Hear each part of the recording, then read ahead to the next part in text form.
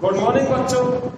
तो जैसे कि हम पिछले वीडियो में आपको 5वां चैप्टर चल रहा है आपका पदार्थों का पृथक्करण, कि पदार्थों का पृथक्करण से फायदा क्या है, कौन क्यों करते हैं, पदार्थों का पृथक्करण किस आधार पर करते हैं और कौन कौन सी प्रक्रियाएं जिनसे पदार्थों का पृथक्करण यानी अलग अलग किया जाता है। अब टॉपिक है अपसाधन, निस्तारण तथा निस्यंदन।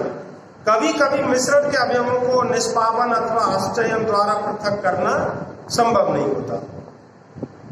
तो कभी कभी जो ऐसे मिश्रण आ जाते हैं यानी ऐसी आपस में मिली हुई चीजें आ जाती हैं हमारे सामने जिनको निष्पावन या हस्तचयन द्वारा, यानी हस्तचयन किसको बोलते हैं, हाथ से अलग करना, तो निष्पावन या हस्तचयन द्वारा अलग नहीं किया जा सकता है।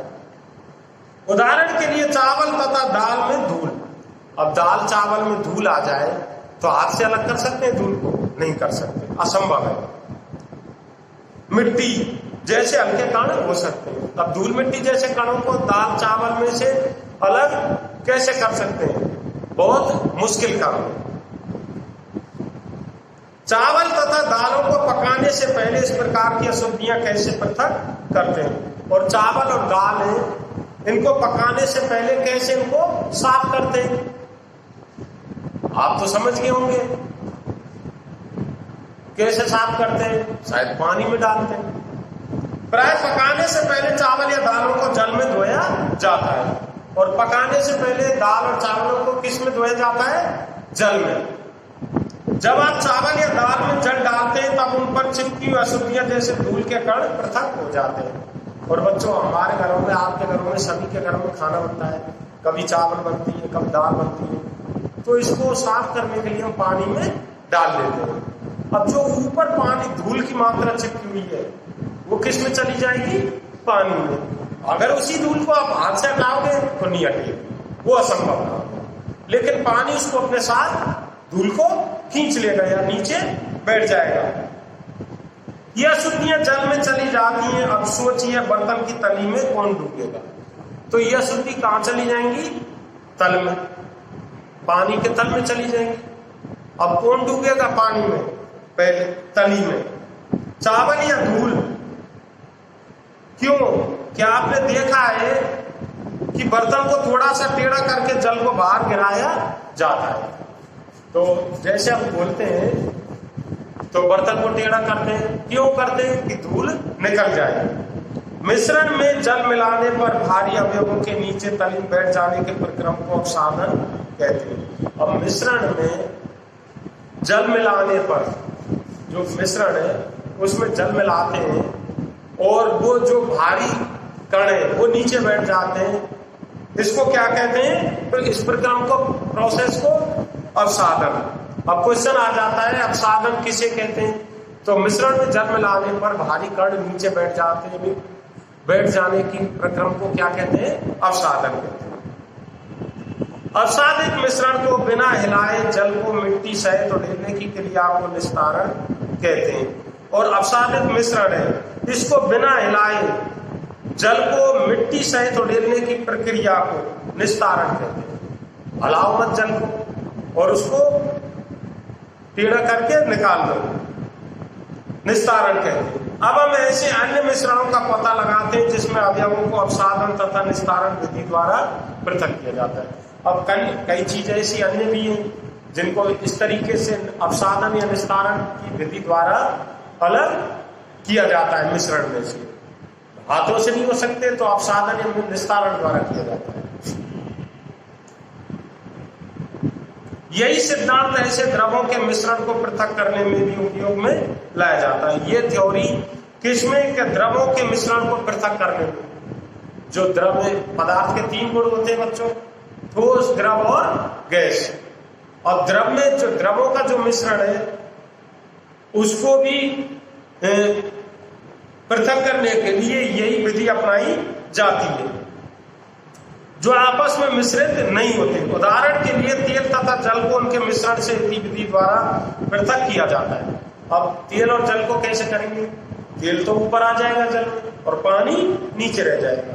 तो बच्चों, जल में से तेल को अलग करने के लिए निस्तारण विधि का उपयोग करते हैं, उसको टेढ़ा करके और तेल को निकाल लेते हैं। यदि द्रव के ऐसे मिश्रणों को कुछ समय के लिए रखा रहने दिया जाए तो वे पृथक पृथक परतों में बढ़ जाते हैं, और द्रव के ऐसे मिश्रण को कुछ समय के लिए अलग रख दिया जाए एक ही साथ, तो वो अपनी अपनी अलग अलग परत बना लेते हैं। इसके बाद जो अवयव ऊपरी परत बनाता है उसके निस्तारण द्वारा पृथक कर सकते हैं। अब जल में जो ऊपरी परत बनाता है उसको कैसे, किस विधि द्वारा किया जा सकता है? निस्तारण विधि द्वारा। जैसे हम पानी में तेल मिल गया, अब जैसे सब्जी बनाते हैं तो हम कई बार तेल ज्यादा डल जाता है, वो तरी ऊपर आ जाती है, तो हम तेल को कैसे करते हैं? टेढ़ा करके सब्जी के बर्तन को और ऊपर तेल को निकाल देते हैं, उस परत को। आइए फिर से ठोस तथा द्रव के किसी मिश्रण पर विचार करें। तो ठोस और या द्रव ऐसे मिश्रण पर विचार करेंगे। चाय तैयार करने के बाद आप चाय की पत्तियां पृथक करने के लिए क्या करते हैं? अब चाय तैयार हो गई, अब चाय की पत्तियों को अलग करने के लिए हम कौन सी प्रक्रिया अपनाएंगे? अक्सर आप छलनी का उपयोग करते हैं, और हम सब लोग किसका उपयोग करते हैं? छलनी का, जिससे कि चाय की पत्ती अलग हो जाती है।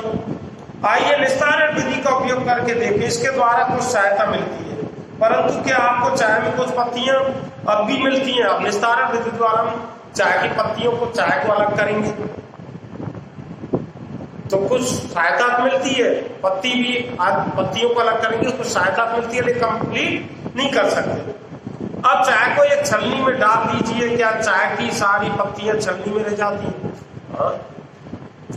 तो चाय की सारी पत्तियां किस में रह जाती हैं? छलनी में।